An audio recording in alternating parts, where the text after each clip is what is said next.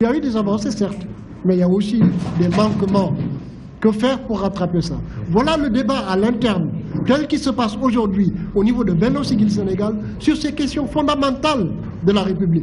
Et c'est sur ça que nos compatriotes nous attendent, mais non pas sur la proposition de tête de liste. Ce n'est pas l'ordre du jour. C'est ça le débat. Il n'est pas ailleurs. La coalition Benno Bokk Yakaar ne saurait être l'apanage de Benno des 5. Il s'agit de l'APR, du Parti Socialiste, de l'AFP, du PIT et de la LMPT. C'est ce qu'on appelle de tout temps le Benno des 5, le Quintet, comme on l'appelle. À l'époque d'ailleurs, si vous vous souvenez, je disais que c'était virtuel comme coalition. Après 5 ans de coalition, le cadre de concertation demeure le principal handicap pour redynamiser cette force politique, ont fait avouer par ses leaders politiques. Cela n'existait pas auparavant. On a tenu, comme il vient de le rappeler, 2 conférences donc des leaders, mais depuis presque maintenant plus d'1 an. Mais écoutez, en ce moment, toutes les questions pourraient effectivement se régler parce que nous sommes battus pour que cette structuration ait lieu. Il y a 2 ans, il y a 3 ans, on aurait dit 100%, c'est exactement ce qui se passe.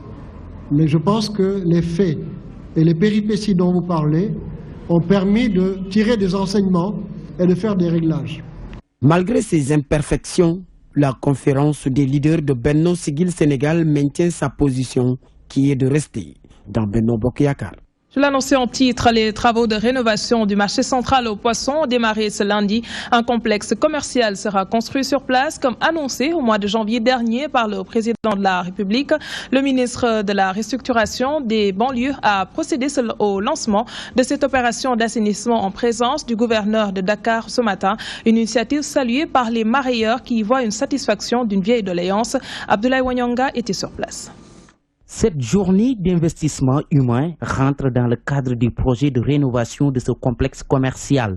L'opération de nettoiement a été entamée ce matin sous la conduite du ministre de la Restructuration des banlieues, un travail qui intervient quelques jours après le mouvement d'humeur des mareyeurs, ces derniers qui réclamaient de meilleures conditions de travail. Le président de la République a pris en Conseil des ministres la décision de vraiment restructurer, mais aussi d'aménager le marché central aux poissons, de la reconstitution de ce marché central aux poissons.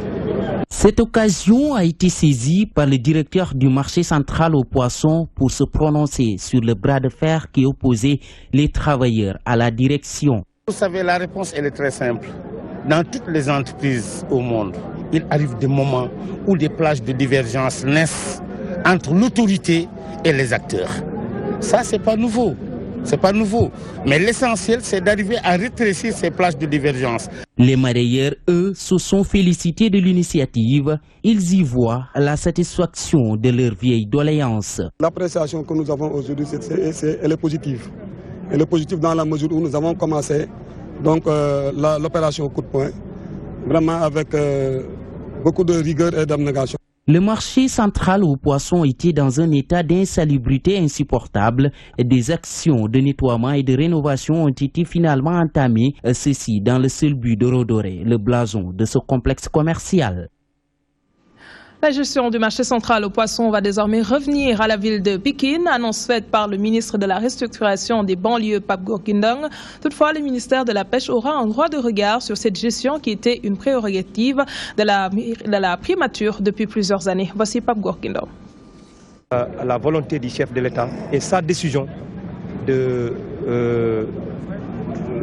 donner, de mettre sous tutelle le marché central aux poissons à la ville de Pikine, qui d'alors était sous tutelle de la primature. Aujourd'hui, le président de la République a répondu à une volonté des populations de la banlieue qui, depuis très longtemps, réclament que ce marché-là puisse être un marché sous tutelle de la ville de Pikine. La décision a été déjà prise. Ce qui reste maintenant, c'est que l'État doit veiller aussi à ce que ce marché-là puisse être entretenu dans les normes. Et pour cela, il y aura un contrat de concession qui va être entre la ville de Pikine et le gouvernement du Sénégal à travers le ministère technique de la pêche pour un contrat de performance qui va nous permettre aujourd'hui que ce marché-là puisse jouer son véritable rôle dans l'économie de la banlieue, puisqu'il faut dire et préciser que ce marché central est le poumon de l'économie de la banlieue. Tivaouane Peulh dénonce la spoliation foncière au sein de leur localité. Elles ont manifesté leur mécontentement dans la rue en bloquant la circulation et en brûlant des pneus. Les habitants de Tivaouane Peulh interpellent le chef de l'État afin qu'il règle cette question au plus vite. Moussa Sow, leur porte-parole, réagit au micro de Abdoulaye Wanyanga.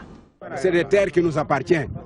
C'est des terres qui nous appartiennent. Nous n'accepterons pas que des individus viennent ici avec des titres fonciers fabriqués de toutes pièces pour démolir les bâtiments qui sont sur place, qui ont été construits par des pères de famille, par des populations qui ne réunissent pas les deux bouts, les plus démunis, qui ont réalisé beaucoup de leur siège pour construire des maisons. Ce ne sont pas des promoteurs. Ce ne sont pas des promoteurs, ils s'organisent dans la semaine et ils viennent le dimanche, ils viennent le week-end pour s'enrichir des terres des populations. Ça, nous ne l'accepterons pas. On ne va pas l'accepter, on va se battre. Le président de la République est interpellé. Il faut qu'il intervienne au niveau du Tivaouane Peulh pour que ce problème-là soit réglé. S'il ne le fait pas, demain, tout ce qui adviendra dans cette situation-là, il sera le premier responsable. On va se battre. Nous l'avons dit et on va le répéter. On ne s'en cache pas, on va se battre. Parce qu'on n'acceptera pas que des individus viennent nous prendre nos terres. te lu am nii nag nguur gi si boppam moo ko seetaan benn jigéen boo xam ne la nee na moom jëkkëram colonel la ñoo jàpp kër jàmbur yi toj leen moo tax tey askan Tivaouane Peulh jóg askan ñàgg a jóg askan yëpp jóg ñàgg ba Lac Rose yëpp jóg nangu suuf jàmbur bi VDN ba jël talib rambu suñu fi kenn moo tax léegi tey jeunes yi ñoo jóge seen bopp fajee seen bopp kenn woowu leen tey jeunes yi seen bopp waaye jeunes Tivaouane Peulh ñoo jóge seen bopp léegi bañ nañu lu nekk reyante. Un mot de santé dans ce journal. L'épilepsie est devenue très fréquente au Sénégal ces dernières années. 8% de la population sont touchés par cette maladie. Pour les neurologues, il est essentiel que l'opinion connaisse cette maladie. À travers la Ligue sénégalaise contre l'épilepsie, ils ont initié des caravanes pour sillonner les pays afin de sensibiliser davantage la population sur cette maladie. Fatou Bintou Diagne nous en dit plus. Sortir l'épilepsie de l'ombre est le souhait de ces neurologues et la maladie occupe ces derniers temps la première place dans les consultations en neurologie. Elle peut arriver à n'importe qui et à tout âge. Cette prévalence, après tout ce qu'on a relaté, va occuper une place très importante dans la population. Et il faut savoir que la prise en charge aussi n'est pas très aisée parce qu'il y a 22 neurologues au Sénégal et a une prévalence très importante. Donc, on gagnerait à informer, à sensibiliser nos populations. L'épilepsie n'est pas une maladie surnaturelle et dans la plupart des cas, les tradipraticiens ne peuvent pas la guérir. S'ils ne peuvent pas diagnostiquer, ils ne peuvent pas traiter. Et il faut se dire que de plus en plus, la Ligue travaille avec les tradipraticiens. Il ne faut pas dire que tout ce que les tradipraticiens font n'est pas bien.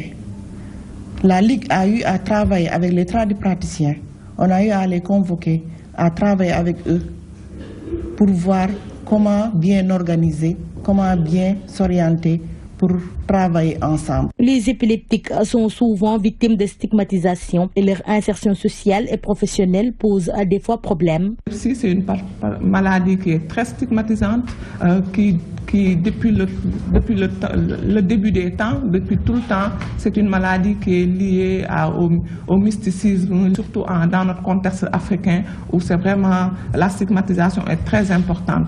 Ce qui fait qu'effectivement c'est un facteur limitant pour l'accès à l'emploi, c'est un facteur limitant pour les femmes en âge de se marier, c'est un facteur limitant pour l'accès même à des hautes fonctions. Donc, depuis 2005, les neurologues, à travers la Ligue sénégalaise contre l'épilepsie, ont initié des caravanes pour sillonner les 14 régions du pays. Ils vont former le personnel médical, mais également sensibiliser la population sur la maladie. La radio à l'honneur dans le monde ce 13 février, occasion pour la rédaction de DTV d'aller à la rencontre de Mansour Sow, une icône de Radio Sénégal dans les années 70-80. Ce doyen émérite à la Voix d'Or revient ici sur les moments qui l'ont le plus marqué durant sa carrière, mais surtout sur la magie de ce médium. Rencontrer Mansour Sow, c'est toujours des moments d'échange, n'est-ce pas, Ababakar Sadir Top? C'est une icône des médias au Sénégal. Sa belle voix a rythmé le journal parlé de la radio Sénégal. Avec un français simple et limpide, accrocheur et informatif, Mansour Sow est un patrimoine vivant de la radio au pays de Senghor. Nous sommes une civilisation de l'oralité. La radio a toujours eu bonne presse chez nous. Et malgré l'irruption de la télévision, qui est un véritable phénomène de civilisation par rapport à la radio, qui était, elle, un fait de civilisation, malgré l'enrichissement continu de la presse écrite et même l'apparition de ce qu'on peut appeler la presse numérique, la radio reste, disons, solide. Son parcours fait rêver, il a eu à occuper des postes de responsabilité. J'ai été directeur des programmes après être retourné faire des études en France. Et puis j'ai été chef de station régionale, j'ai été rédacteur en chef, puis j'ai été conseiller du directeur général, ensuite j'ai été directeur de la radiodiffusion. Mansour Sow nous apprend, tel un journaliste, ce qu'était la radio hier et ce qu'elle est devenue aujourd'hui. J'ai choisi la radio parce que la radio vous donne cette liberté à la fois de comportement vestimentaire et disons même d'attitude.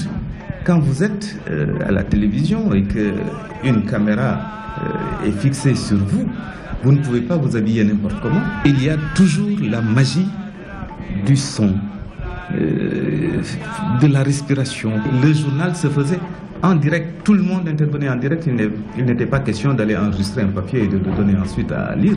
Les gens faisaient du direct. Cette icône est cooptée en cette journée internationale de la radio pour faire la revue de presse à Radio Sénégal, comme pour rappeler aux amateurs les fondamentaux de ce genre journalistique. Nous avons aussi effectué un tour dans les locaux de la radio Sud FM. Notre reporter a suivi le processus de présentation du journal de 13 heures assuré par le journaliste Maodo Faye. Comment prépare-t-il son entrée en scène? Sa perception de la présentation actuelle de la jeune génération. Maodo Faye allie style et professionnalisme, nous dit Moussa Bey. 13 heures dans les locaux de la radio Sud FM. C'est l'heure du journal. Maodo Faye passe à l'antenne pour la présentation.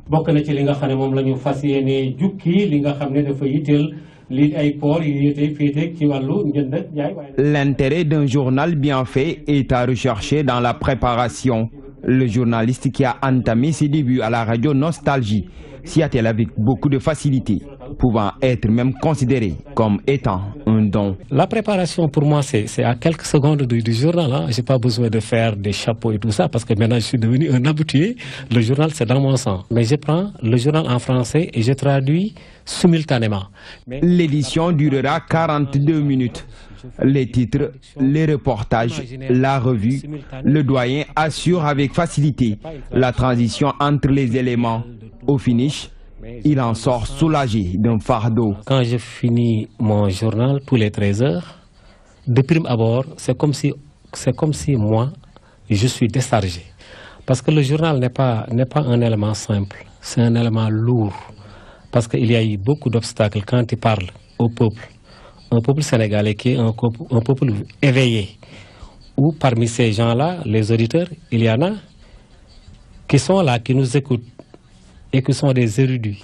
En 16 ans de pratique, Maodo Faye s'est forgé un nom du fait de sa maîtrise de la langue wolof. Il se désole d'ailleurs de la manière actuelle dont le journal se présente. Parfois je suis sidéré quand j'entends des journalistes, présentateurs du journal en wolof qui avancent des mots qui créent pratiquement des contresens sans qu'ils le savent, hein, ces journalistes-là. En cette journée internationale dédiée à la radio, le doyen invite la jeune génération à une formation accrue afin que le contenu du médium soit plus instructif. Avec les technologies de l'information et de la communication, les postes radio sont délaissés au profit des téléphones portables, situation qui affecte réparateurs et vendeurs de postes radio. Ils confient qu'ils ont peur de voir leur métier disparaître si les choses continuent sur cette lancée. La clientèle se fait rare malgré la baisse des prix, un sujet de Ndeye Fatim Lo. Trouver un réparateur ou un vendeur de radio n'est plus chose aisée à Dakar. Les rares vendeurs qui restent peinent à trouver clients. Le métier ne nourrit plus son homme. Depuis 30 ans, 25-30 ans, je vendais. Ça ne marche pas comme avant. Parce qu'avant, ça marchait très bien. On vendait des radios, on les vendait très bien. Mais maintenant, le prix a baissé. Bon, comme on a l'habitude de vendre ça, on ne peut pas faire autre chose. Pour cela, on est dedans toujours. Cette situation s'explique selon ce vendeur par la floraison des nouvelles technologies de l'information et de la communication qu'utilise la majeure partie de la population. Avec la technologie qui avance toujours là, ça, on a tendance à... ça va disparaître. Bientôt, ça va disparaître. Parce que avec la technologie, ça bouge là. Ça, comme au fil et à mesure, ça va dépasser les normes là. Ouais. Plus léger, plus pratique. Aujourd'hui, la plupart des Sénégalais préfèrent écouter la radio avec leur portable. C'est plus pratique.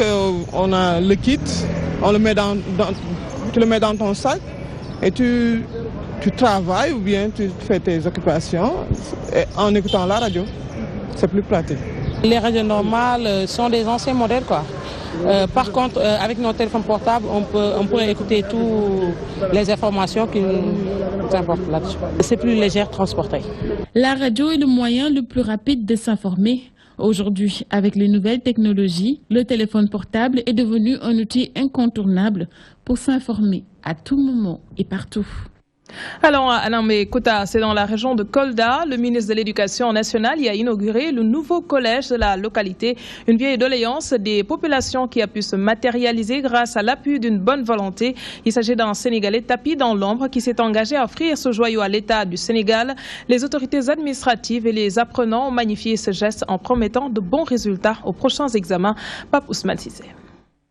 L'inauguration de ce collège met fin à cette année de dures conditions d'apprentissage des élèves. Cette page sombre est désormais tournée au grand bonheur des autorités administratives et des apprenants de la commune d'Anambé Kouta. On a lancé la parole, partout pour l'amélioration de nos conditions d'apprentissage. Maintenant que le président a réalisé nos vœux, je vous exhorte à renouveler davantage d'efforts. Pendant ces 3 dernières années, ces élèves ont obtenu de bons résultats lors des examens de BFM, ce qui leur a valu la construction de ce joyau, un engagement du président Macky Sall qui vient d'être matérialisé. Tout de même, des doléances ne manquent pas. L'équipement des salles de classe en table-banc, l'équipement de notre salle d'informatique en ordinateur, l'installation de l'électricité au collège en panneau à défaut du courant continu, la dotation d'une cantine scolaire pour la restauration de nos élèves, pour la plupart qui nous viennent des villages distants de 4 à 5 km de ce collège. Des doléances pour améliorer davantage l'apprentissage. Le ministre de l'Éducation nationale rassure, pour Serigne Mbaye Thiam, le pari en vaut la peine. Et en ce qui concerne les équipements, je pense que le bon a été déjà fait pour vous doter en table-banc, pour vous doter en équipement pour l'administration. Le bon a été déjà fait. Pour vous doter en risographe aussi.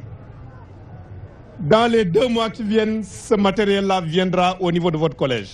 Je voudrais donc vous demander de redoubler d'efforts dans la qualité des enseignements apprentissages. Un point d'eau et une pompe solaire également à la disposition de ces élèves. La tutelle a aussi demandé aux bénéficiaires de bien entretenir ce collège pour garantir sa longévité. De 2014 à 2016, le président Macky Sall a offert plus de 5 millions de manuels d'une valeur de 8 600 000 francs CFA aux établissements élémentaires du pays. Assurance du ministre de l'Éducation nationale, Serigne Mbaye Thiam, affirme que ceci est une nouveauté et n'a pas été réalisé depuis 2009. Nous l'écoutons. Il n'y a jamais eu de manuel conforme à ce nouveau curriculum de l'éducation de base. Depuis 2009 dans notre pays, il n'a pas été distribué de manuel pour l'école élémentaire. De 2014 en 2016, le président Macky Sall a injecté 5 400 000 manuels dans le système scolaire de l'élémentaire. En 2014, des manuels ont couvert la première étape, CI-CP.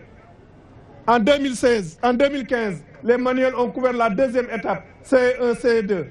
En 2016, nous avons achevé la dotation complète de manuels. Ce sont ces manuels que les élèves ont exhibés tout à l'heure. Du sport pour boucler ce journal, certains de nos internationaux sénégalais ont brillé ce week-end dans les différents championnats européens. Parmi eux, Sadio Mané, qui s'est particulièrement illustré avec son club Liverpool. Au retour d'une CAN compliquée, il retrouve le chemin défilé. Les détails, Papa Alassane Ndiaye. Week-end plus ou moins prolifique pour les Lions, avec 5 buteurs différents qui se sont illustrés sur les pelouses européennes. Sadio Mané, Moussa Sow, Babacar Xhuma, Moustapha Diallo et Saliou Ciss ont, avec des fortunes diverses, trouvé le chemin des filets avec leurs clubs respectifs. D'un retentissant doublé inscrit en 2 minutes, Sadio Mané a offert la première victoire de Liverpool en 2017 aux dépens des Londoniens de Tottenham entre les 16e et les 18e minutes.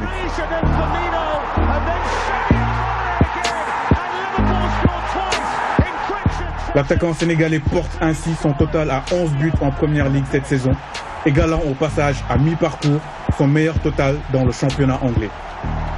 Son compère de l'attaque en sélection a lui aussi fait trembler les filets sur penalty, permettant au Fenerbahçe d'ouvrir le score avant d'être rejoint et tenu en échec par Kayserispor 1-1 dans le championnat turc.